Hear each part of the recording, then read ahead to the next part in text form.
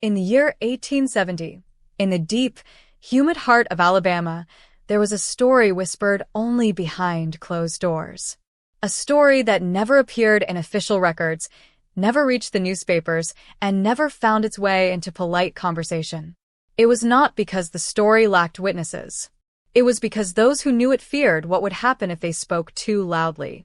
This is the story of a doctor who arrived without warning and vanished without explanation. Long before the sun rose over the cotton fields, before the cicadas screamed in the trees and the plantation bells called workers to the fields, the children were already awake. They slept in cramped quarters, their small bodies worn by labor far too heavy for their age. Many of them coughed through the night. Others woke with fevers, swollen joints, or strange marks on their skin that no one could explain. Illness on plantations was common. Death, even more so. But what was happening in the spring of 1870 was different. Children were falling sick all at once. Not slowly. Not one by one. Entire groups. Some could no longer walk.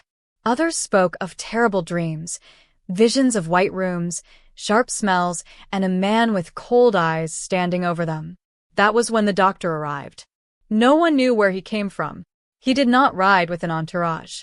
He carried no letters of introduction. He wore no visible insignia tying him to a medical college or hospital. Yet he spoke with authority, with confidence, and with a calm certainty that immediately unsettled those who met him. He introduced himself simply as Doctor. No last name. No credentials offered. Still, the plantation owners allowed him inside. In 1870 Alabama, medicine was a strange blend of science, superstition, and desperation. Trained physicians were rare, and anyone who sounded educated enough could gain trust, especially if they claimed to specialize in childhood illnesses. The doctor said he had studied diseases that affected the young. He claimed he had seen similar outbreaks before. He promised answers. But he had conditions. He insisted on examining the children alone. No overseers. No parents. No witnesses. The examinations took place in a small unused structure at the edge of the plantation grounds. Once a storage building, it had been hastily cleaned, its windows covered, its doors kept locked during each session. One by one, the children were brought inside. One by one, they returned changed. Some returned silent. Some returned shaking. A few returned with bandages and stains on their clothing that were not there before. The adults noticed immediately, but they were told not to interfere. The doctor warned that interruption could ruin the treatment. He spoke in clinical terms, using words unfamiliar to most. He sounded convincing. Too convincing. And then, just as suddenly as he had appeared, he vanished. One morning, the building was empty. The doors were open. The doctor's tools were gone. His horse was missing. There was no note. No explanation. No goodbye. Only questions. The children who had been examined last were the worst affected. Some could no longer speak clearly. Others developed fevers, so severe they slipped into delirium. A few were sent away quietly in the night, never to be seen again. Officially, they did not survive the illness. But rumors spread. Whispers of experiments. Whispers of pain. Whispers of something far more sinister than treatment. Older workers spoke of similar stories from decades earlier, traveling doctors who came and went, leaving behind suffering and silence. Some claimed the man was not a doctor at all. Others believed he was part of a larger network, one that preyed on those who could not refuse. And then there were those who believed something even darker, that the doctor never left, that he disappeared because he was taken. Taken by angry hands. Taken by the land itself. Taken by forces no one dared name. To this day, there is no record of his departure. No body was found. No arrest made. No investigation completed. The plantation records from that year are incomplete, with entire pages missing. The children's names are listed, but their conditions are not. The doctor's name appears nowhere. As if he was erased. As if someone wanted him forgotten. But history has a way of leaking through the cracks. Because stories like this do not die quietly. They linger. They wait. And tonight, We are going to tell the story in full. From the first sick child to the final examination to the moment the doctor vanished forever. We will piece together the fragments left behind, testimonies, rumors, and surviving accounts to uncover what may have really happened on that Alabama plantation in 1870. And by the end, you may find yourself asking a disturbing question. Was the doctor the danger? Or was he the one who discovered something he was never meant to find? To understand what happened in 1870, you must first understand the land itself. The plantation sat miles away from the nearest town, surrounded by thick forests and endless stretches of cotton fields. Dirt roads led in and out, but few people traveled them unless they had reason to. Isolation was not an accident, it was a design. The plantation had survived the Civil War, though barely. Its structures were aging, its workforce reduced, and its owners desperate to restore productivity. The soil, however, remained rich, and the land still promised profit. That promise came at a cost paid by those who lived and worked upon it. The children were expected to work as soon as they could stand upright, fetching water, sorting cotton, carrying tools. Their small hands were seen as efficient, their exhaustion as irrelevant. Illness among them was common, but rarely treated. A sick child was a liability. A dead one was quietly replaced by another. Yet in early 1870, something changed. It began with coughing that did not fade, fevers that returned after breaking, strange rashes that spread across young skin like shadows. The overseers blamed bad air, damp conditions, or spoiled food. Some whispered about curses. Others muttered that the land itself had turned against them. What made this outbreak different was its concentration among the youngest. Entire groups of children fell ill within days of each other. Siblings, playmates, children who shared sleeping quarters, those who worked side by side in the fields. It was as if something invisible moved among them, choosing its victims carefully. The adults noticed the patterns even if they pretended not to. Mothers tried home remedies, boiled herbs, cool cloths, prayer. Nothing worked. The children grew weaker. Some complained of sharp pains deep in their bodies. Others described a constant ringing in their ears, a pressure behind their eyes. Nightmares became frequent. The same dream repeated across different children, bright lights, unfamiliar smells, and a man standing over them, face hidden. This was before the doctor arrived. The plantation itself had secrets older than the illness. Beneath the main house were sealed rooms no one entered anymore.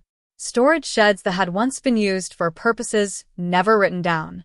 A small burial ground beyond the trees, unmarked and unacknowledged, where bodies were placed quickly and forgotten just as fast. People avoided certain areas of the land. There were places where the air felt heavier, where animals refused to go. Stories were passed quietly among the workers, stories of screams heard years ago, of experiments rumored but never confirmed, of men who came asking questions and left with notes no one could read. By 1870, fear was not new. It was inherited. When word spread that a doctor had arrived, reactions were mixed. Some felt hope. Others felt dread. Doctors had come before, though rarely, for the children. And when they did, their presence often brought pain disguised as progress. Still, desperation silences doubt. The plantation owners welcomed him quickly. He spoke of modern methods, of knowledge gained from distant cities, of illnesses that could spread unseen through groups, especially children. His language was precise, confident. He did not speak like a man guessing. He spoke like someone who already knew. He requested access to records, birth dates, living quarters, work assignments. He walked the land alone for hours before examining anyone. He touched the soil, smelled the air, studied the water sources. He asked about old buildings, closed-off rooms, places no longer used. His questions made people uncomfortable. Some refused to answer. Others answered too quickly. Then he chose the children. Not all of them. Only certain ones. Those who had fallen ill first. Those whose symptoms were most severe. Those who shared something no one could immediately identify. He grouped them carefully, as if following an invisible pattern only he could see. The examination building stood apart from everything else. It was far enough away that screams would not carry, close enough that no one questioned its use. Windows were boarded. Gaps were sealed. Inside, the air grew thick and metallic once the door closed. Children entered frightened but obedient. They had been taught not to resist authority. They had been taught that pain was normal. What happened inside was never recorded. But the effects were visible. Children emerged pale and disoriented. Some clutched their arms or sides. Some avoided eye contact entirely. A few whispered each other in the nights afterward, voices shaking, refusing to repeat what they had seen. Adults noticed marks that did not resemble treatment. Small punctures, thin cuts, bruises shaped like fingers that held too tightly. When questioned, the doctor dismissed concerns calmly.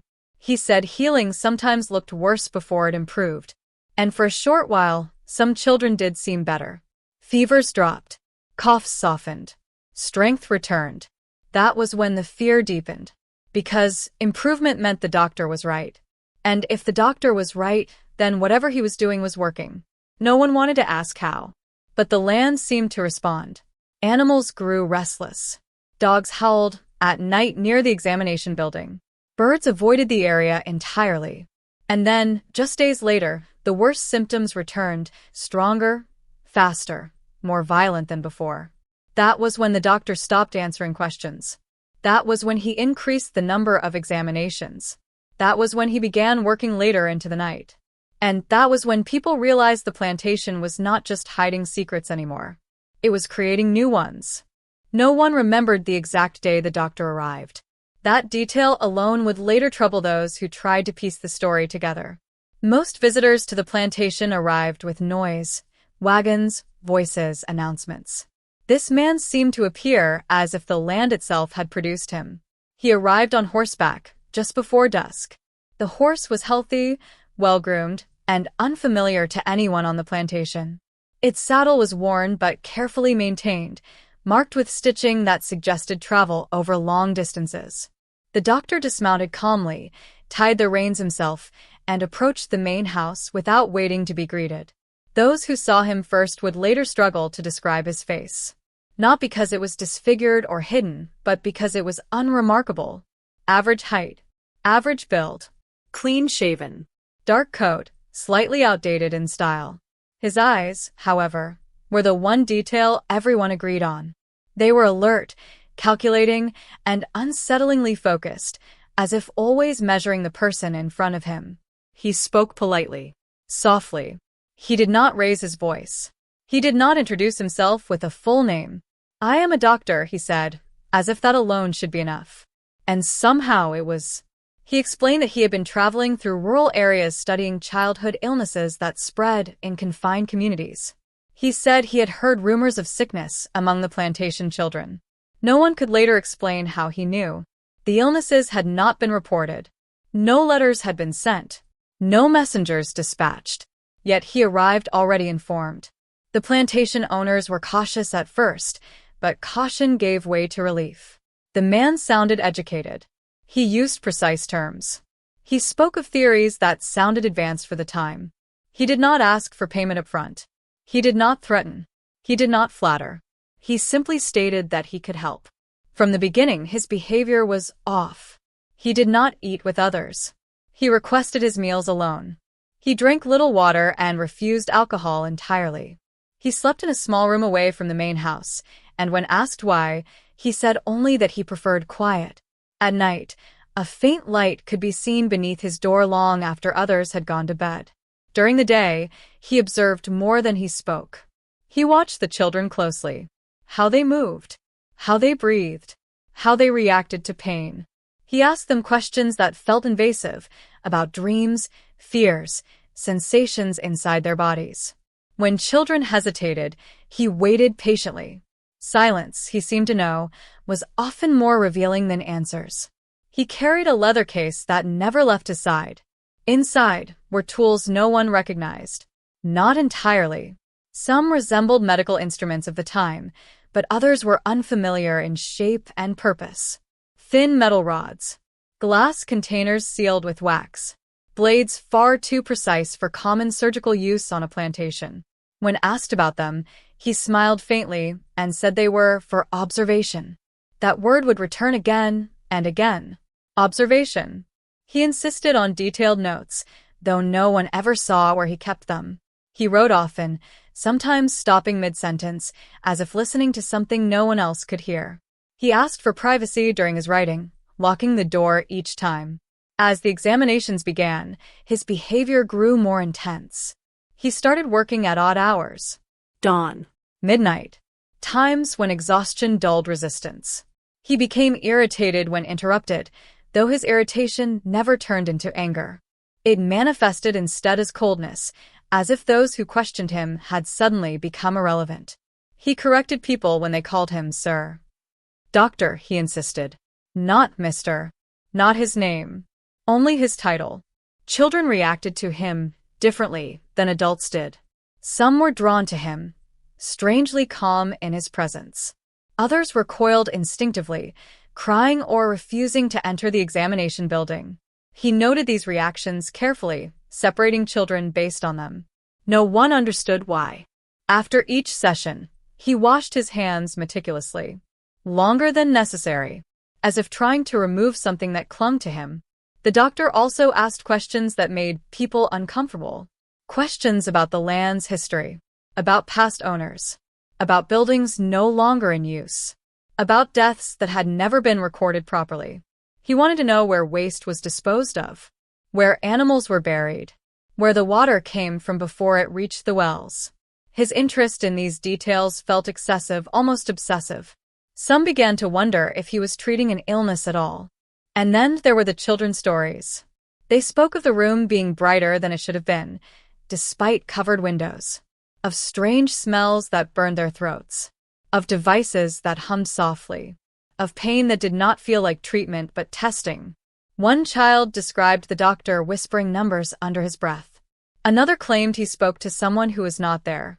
A third said the doctor grew excited, not concerned, when symptoms worsened.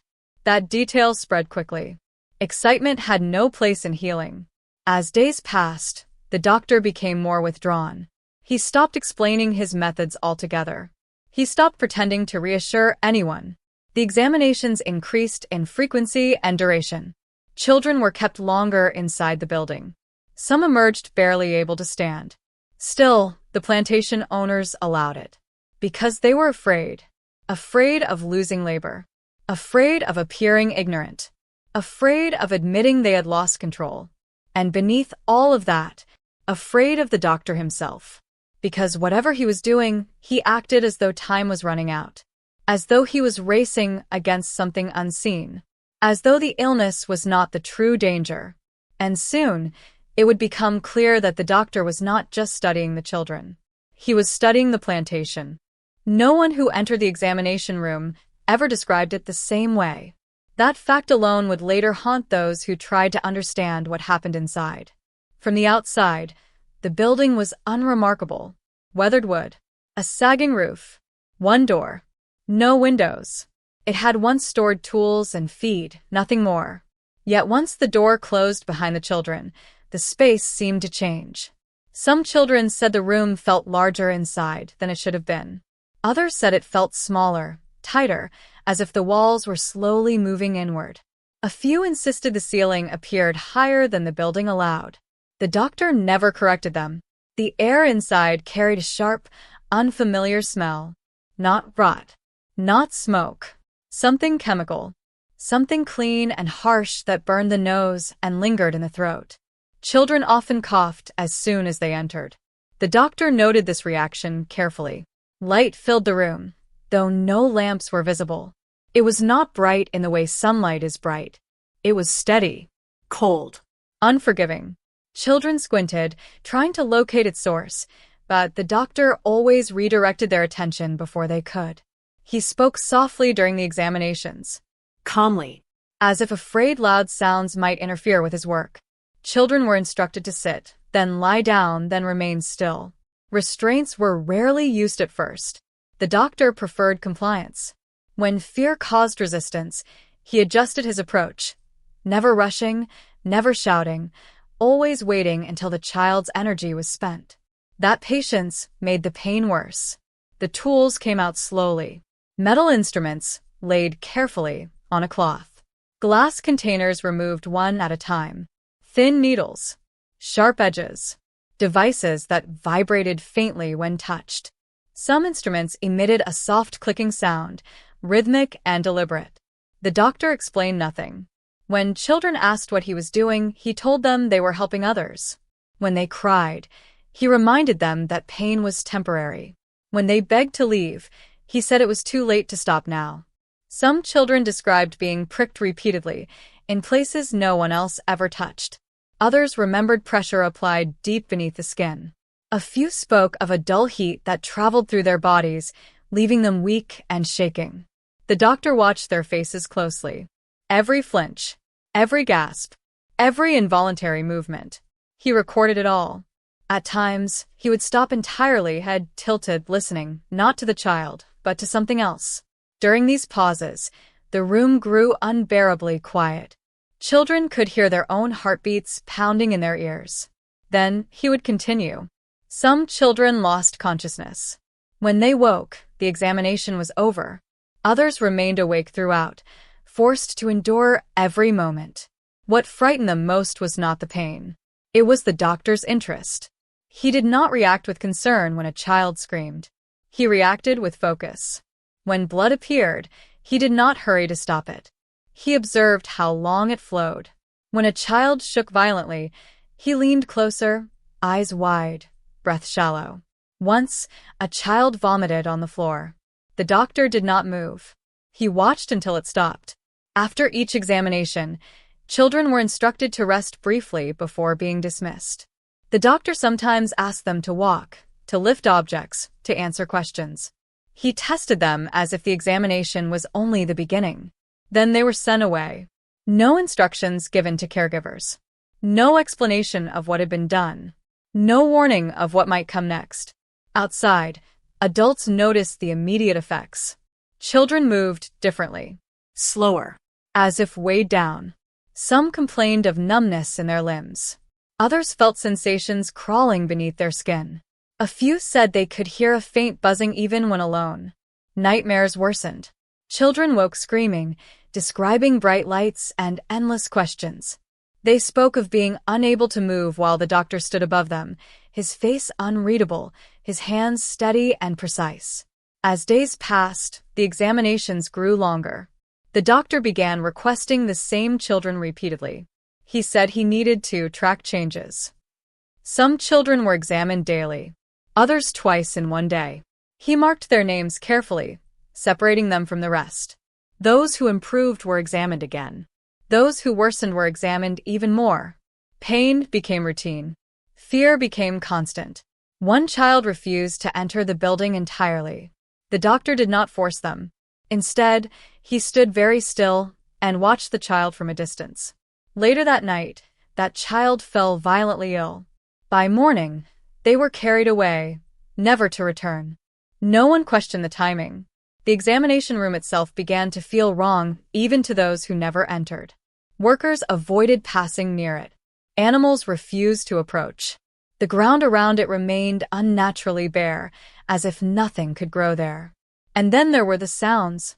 Late at night, faint noises drifted from the building. Not screams. Not cries. Something lower. A steady hum. Sometimes interrupted by sharp metallic clicks. Sometimes by a sound like glass tapping against glass. The doctor was often inside alone at these hours. Working. Recording. Waiting. Whatever he was looking for, he believed he was close. Because toward the end, his demeanor changed. He smiled more. He slept less. He spoke faster. And for the first time since his arrival, he seemed afraid. Not of the children, but of what the examinations were revealing. Not every child came back from the examinations the same. Some returned weaker. Some returned quieter. And some did not return at all. At first, the disappearances were explained away. A child had been moved to another property. A child had succumbed to illness. A child had been sent to relatives. These explanations were accepted because questioning them required courage most people did not have. But patterns began to emerge. The children who never recovered were always those examined most frequently. Those whose symptoms had fascinated the doctor. Those he watched longer, questioned deeper, and called back again and again. They were the ones whose names appeared most often in his notes. The first child to truly alarm the adults was a boy no older than 8. He had entered the examination building walking on his own. He had left supported on both sides, barely conscious. His skin burned with fever. His eyes moved but did not focus. That night he spoke in fragments. He muttered numbers. He described lights that hurt to look at. He begged for the doctor to stop asking questions. By morning, he could not speak at all. The doctor examined him again that afternoon. The boy did not survive the night. His death was recorded as natural. But those who prepared his body noticed something strange. Marks beneath the skin that did not match any known illness. Discoloration along the spine. A faint smell that lingered even after washing, sharp and unfamiliar. The doctor did not attend the burial. After that, more children declined rapidly. Some lost control of their movements. Others suffered sudden seizures. A few became violently ill after previously appearing stable. Each time, the doctor insisted further examination was necessary. Each time, he appeared more intense, more urgent. He began keeping certain children overnight. He said observation required extended monitoring. Parents were not asked. They were told. Children taken in the evening were sometimes returned at dawn, barely conscious. Others were not returned at all. When questioned, the doctor explained that the child had been moved elsewhere for specialized care. No one knew where. The fear spread quietly. Children began hiding when they heard footsteps near their quarters. Some pretended to be well. Others pretended to be sicker than they were, hoping it would somehow change the doctor's interest. None of it worked. The doctor always chose deliberately. One child claimed the doctor told them they were important. Another said he called them remarkable. A third overheard him whisper, "This one is different." Those words echoed long after the doctor left the room. The children who never recovered shared something else. They spoke of pain that lingered long after the examinations ended. A deep, internal ache that never faded. A sense that something inside them had been disturbed. Some described feeling hollow, as if parts of them were missing. Night after night, their screams echoed across the quarters. And still, no one intervened. The plantation owners trusted the doctor because admitting doubt meant admitting responsibility. The overseers enforced obedience because fear was easier than empathy. And the workers remained silent because silence was safer than resistance. Until it wasn't. One evening, a girl who had been examined repeatedly collapsed while working. She did not cry out. She simply fell. When others rushed to her side, they realized she was no longer breathing. The doctor arrived quickly. Too quickly. He examined her body with visible agitation, his calm finally cracking. He demanded to know when the collapse occurred, what she had eaten, who she had spoken to. His questions were sharp, frantic. This time, there was no reassurance. Only frustration. The girl was buried before nightfall. After that, the doctor changed. He became harsher with the children. Less patient. More aggressive in his examinations. He stopped pretending that recovery was the goal. His focus narrowed. He began repeating procedures, pushing bodies further, ignoring obvious distress. It was as if he had realized something too late. As if the children were no longer patients, but data. Then came the night when 2 children failed to return at all. They were taken into the examination building together. Hours passed. No sound emerged. By dawn, the building was dark and silent. When the door was finally opened, the room was empty. No children. No blood. No signs of struggle. The doctor claimed they had been transferred elsewhere during the night. He offered no details. No destination. No names. That was when whispers turned into quiet anger. That was when people began watching the doctor instead of trusting him. That was when someone noticed his belongings were being packed. Not hurriedly. Methodically. And that was when the land itself seemed to hold its breath. Because something was about to end. And whatever the doctor had been searching for, he believed he had found it.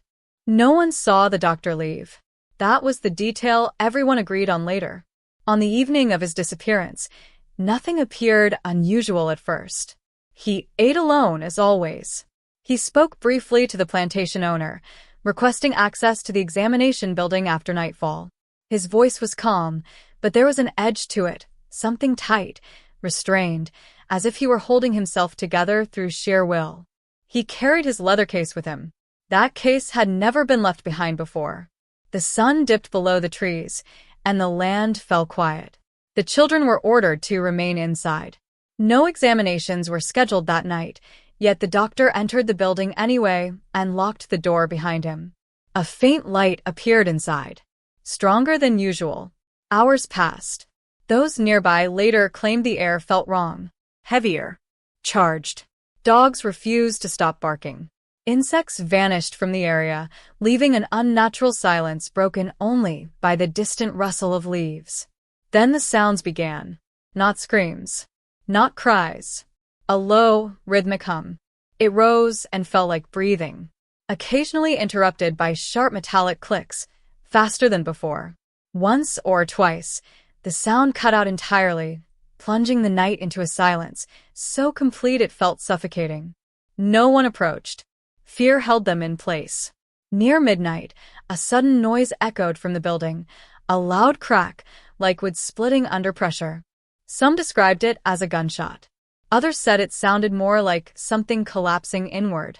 After that, nothing. No light. No sound. Just darkness. The doctor did not emerge. By dawn, curiosity overcame fear. A small group approached the examination building cautiously. The door was unlocked. That alone was alarming. The doctor never left it unsecured. Inside, the room was empty. The instruments were gone. The tables were clean. The floor showed no signs of struggle. No blood. No broken glass. The leather case was missing. So was the doctor's horse. But something was wrong.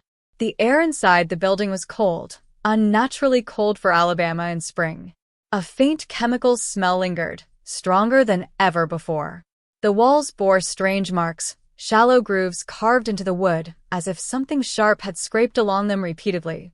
Near the center of the room, the floorboards were cracked. Not shattered. Split outward, as if pressure had come from below. No body was found. No trail was discovered. No belongings left behind. The doctor had vanished completely. At first, the plantation owners assumed he had fled. Perhaps he feared blame for the children who had died. Perhaps he realized he had gone too far. Perhaps he simply finished his work and moved on.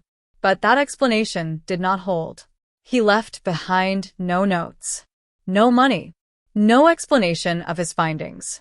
More disturbingly, he left behind children who were still ill, and now worse than ever.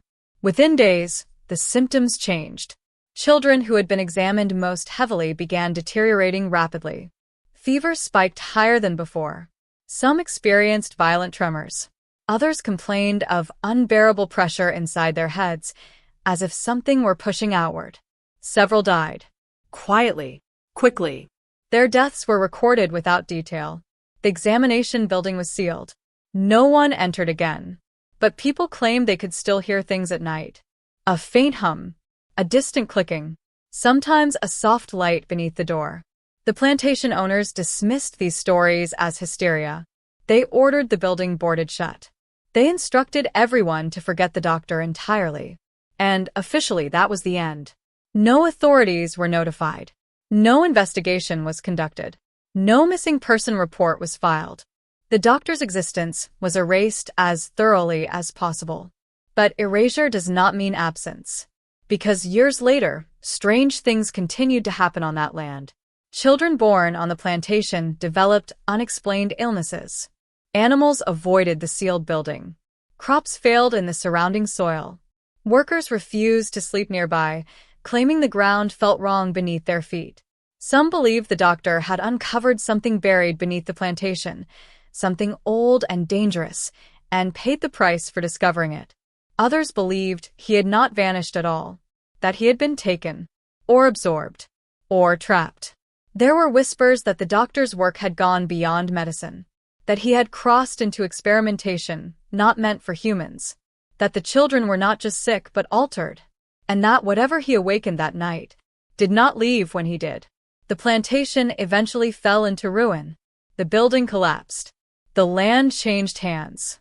But the story survived, passed in fragments, in warnings, in uneasy silences, because no one ever explained what truly happened to the doctor, and no one ever answered the most disturbing question of all. If he did not leave, then where did he go? After the doctor vanished, the questions multiplied faster than the answers. What had he been doing inside the examination room? What had compelled him to remain there all night? And, most importantly, why had he disappeared without a trace? Historians, when piecing together fragments from letters, diaries, and oral accounts, could only speculate. But some threads stand out, threads that suggest the doctor was not simply treating an illness. He was searching for something far older, far stranger than the visible world allowed. Some theorists argue he discovered a hidden pattern among the children themselves. The ones who fell ill, the ones he examined repeatedly, shared traits no one could name at the time. Perhaps a genetic anomaly. Perhaps a sensitivity to environmental toxins. Perhaps something even more inexplicable, something beyond biology. His meticulous attention to their reactions, to their dreams, to the faint, almost imperceptible hum in the room, suggests he believed the children were connected to forces no one else understood. Other observers focused on the land itself. The plantation was not ordinary. The buildings, the sealed rooms, the unmarked burial grounds, and the strange patches of soil all hinted at something lurking beneath. Could the doctor have discovered a hidden cavity beneath the examination building? A place that contained something alive, or at least powerful. Some survivors whispered that during his late-night sessions, he listened not just to the children but to the earth itself, as if it were speaking back. And then there were the instruments he carried. Unlike standard medical tools of the era, several of his devices were unrecognizable, as if crafted for purposes not sanctioned by any medical school. Thin, sharp, and precise, some emitted low-frequency vibrations. Others seemed capable of generating a faint electrical charge. It was as though the doctor was not simply observing the children, he was probing, testing, tuning, listening for responses to stimuli the mind could barely perceive. Could it be that he was searching for something beyond human illness? Something hidden in consciousness itself. A chilling possibility arises from the children's nightmares. Multiple children reported the same visions, bright, white lights. Strange numbers whispered into their ears. Shadows that moved independently of the doctor. A man standing over them, yet somehow indistinct. Some woke screaming, unable to speak coherently, yet all described similar experiences. It is as though he had unlocked a part of their minds they were never meant to access. Was he trying to awaken something? Or contain it? The most disturbing theories suggest the doctor discovered something that should have remained hidden. Something linked to the plantation's older secrets, the unmarked graves, the sealed rooms, and the soil that seemed to resist life. Perhaps he had uncovered a source of malevolence tied to the land itself, something awakened by repeated exposure to the children's presence or their unique sensitivity. His urgency, his late-night work, and the sudden disappearance all hint at this. Some suggest that whatever he found may have consumed him, or absorbed him into the same unknown forces he had been investigating. Survivors' accounts hint at another possibility. The doctor did not leave because he had completed his work. He left because he had failed. The children who survived were altered in ways no one could explain. Their behaviors, their reactions, and their illnesses persisted, as if the knowledge the doctor sought had passed partially into them. The unexplained hum, the metallic clicking, and the sudden changes in the examination room's air and light suggest some lingering energy, an invisible presence, remained long after he vanished. Some of the older workers, who had heard stories of similar traveling doctors decades before, claimed this was not the first time such an event had occurred. They spoke in hushed tones of men who came to isolated plantations, examining children, vanishing, and leaving behind altered spaces, strange instruments, and terrified witnesses. Was the doctor part of a lineage? Or was he merely another in a series of unexplainable occurrences that had plagued the region for generations? Whatever the truth, one thing is undeniable. The doctor's disappearance left behind questions that cannot be answered definitively. No body, no note, no trail of evidence, just fragments of memory, whispers of pain, and the unsettling possibility that whatever he discovered remains hidden, waiting for someone else to find it. Perhaps the greatest mystery is not where the doctor went, but what he left behind. The plantation itself, the children, the earth, and the room, sealed, silent, and charged, bear witness to something beyond ordinary understanding. Was it knowledge, danger, or a glimpse into a reality that humanity was never meant to confront? And as time passed, the plantation changed hands, buildings decayed, and the world moved on. Yet the story endured, passed down quietly from one worker to another, from one generation to the next. Every telling carried the same warning. Curiosity may lead to discovery, but some discoveries are far too dangerous to pursue. Some secrets, once revealed, refuse to let go. By piecing together these fragments, children's nightmares, the strange instruments, the doctor's behavior, the land itself, we glimpse only a shadow of the truth. A shadow that is unsettling, incomplete, and terrifying. In the end, the doctor's disappearance may have been more than a flight from accountability. It may have been a confrontation with something ancient, something that cannot be measured, named, or fully understood. And in that sense, the story of the mysterious doctor is not only about a vanished man, it is about the fragile boundary between knowledge and horror, between curiosity and consequences, and between the known and the unknowable. The plantation may have fallen silent. The examination room may have collapsed into dust. But the echoes of that night remain, and they continue to haunt, reminding us that some mysteries are never meant to be solved. The plantation no longer exists. The buildings that once housed children, overseers, and the enigmatic doctor have long since crumbled into dust. Trees have overtaken the fields. The soil has shifted. The land itself bears the scars of time, but it has never forgotten. Those who lived through the events of 1870 carried the memory quietly, passed down in whispers, warning each new generation that some knowledge comes at too high a cost. Stories of the doctor survived even as the plantation changed hands.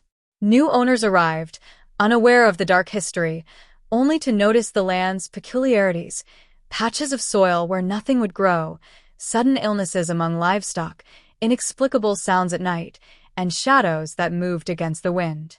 Workers reported unease, a persistent feeling that they were being observed, that something lingered unseen.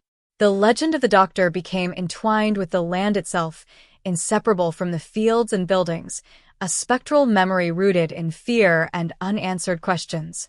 Rumors grew in scope over the decades. Some claimed the doctor had been a brilliant, if disturbed, physician, a man driven by the desire to understand illnesses no one else could. Others suggested darker possibilities, that he was experimenting with the children, unlocking mental or spiritual phenomena beyond the comprehension of the living. A few whispered that he had discovered an unnatural force buried in the plantation soil, a presence that required him to vanish in order to survive. None of these theories could be proven, and yet each carried a fragment of truth, a shadow of what might have truly occurred. The children who survived the doctor's examinations bore the quiet weight of his work. Some grew up physically healthy, but emotionally scarred. Many could not speak of their experiences, fearing disbelief or reprisal. Others carried peculiar sensitivities, nightmares that would not fade, strange reactions to light or sound, an almost intuitive sense of when danger approached. Observers noted that they seemed different, not just from other children, but from themselves as they aged. What the doctor did to them, or what they witnessed, remained a mystery. It was as if they had been marked by something invisible, an imprint of events that could never fully be erased. Local lore kept the story alive. Families told tales of a pale man with piercing eyes who examined children and vanished into the night. Travelers passing through the area swore they could hear faint humming from the ground at certain times, or see lights in places where no building remained. Some claimed to glimpse a figure moving silently among the overgrown fields, vanishing when approached. Each retelling varied, each detail sharpened the sense of unease, yet the core truth remained. The doctor came, the children suffered, and he disappeared without explanation. Historians and researchers attempting to reconstruct the events face frustrating gaps. Plantation records from 1870 are incomplete. Pages documenting births, illnesses, and deaths have been lost, intentionally or otherwise. No official correspondence, no diaries from the doctor, and no witness accounts that could be verified survive intact. What remains are fragments, the recollections of survivors, the faint marks in the examination room, and the land itself, which seems to remember what the human mind struggles to comprehend. Some speculate that the doctor's disappearance was not an accident or flight, but the culmination of the very experiment he conducted. Perhaps he discovered something on that plantation that defied explanation, an entity, a force, or a knowledge that could not coexist with the ordinary world. Perhaps the examination room, with its instruments and strange lights, served as a conduit, drawing him away from the physical plane. The stories of humming, clicking, and unnatural air inside the room hint at this possibility. And perhaps the children, unknowingly, were the medium that allowed this force to manifest. Others suggest a more human, yet no less chilling explanation, that the doctor, confronted by what he had unleashed, chose to vanish rather than confront the consequences. He may have recognized that the boundaries he tested, between life and death, health and disease, reality and perception, could not be undone. By disappearing, he left behind only questions, leaving the world to grapple with fragments, echoes, and the silent testimony of the children. The legacy of the mysterious doctor endures because the unknown demands attention. His disappearance reminds us that not all answers are meant to be found. Some truths linger in shadows, in the whispers of those who survived, and in the soil of forgotten places. And in the quiet moments, when the wind moves across old fields and the trees sway like witnesses to the past, one can almost imagine the doctor still there, listening, observing, waiting. The story of the doctor is not just a tale of a vanished man. It is a reflection of human curiosity and the limits of understanding. It is a cautionary tale about the cost of knowledge when pursued without consideration of consequence.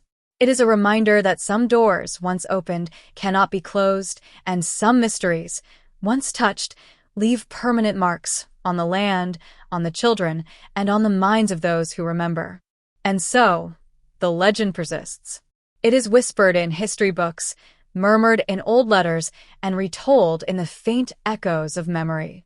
It is a story of fear, curiosity, and the unknown, a story that began in Alabama in 1870 with the arrival of a doctor who vanished after examining the plantation children. To this day, no one knows where he went. No one knows what he discovered. And no one can say with certainty whether the secrets of that night were ever fully contained, or if they still linger, quietly, waiting for another curious mind to stumble upon them.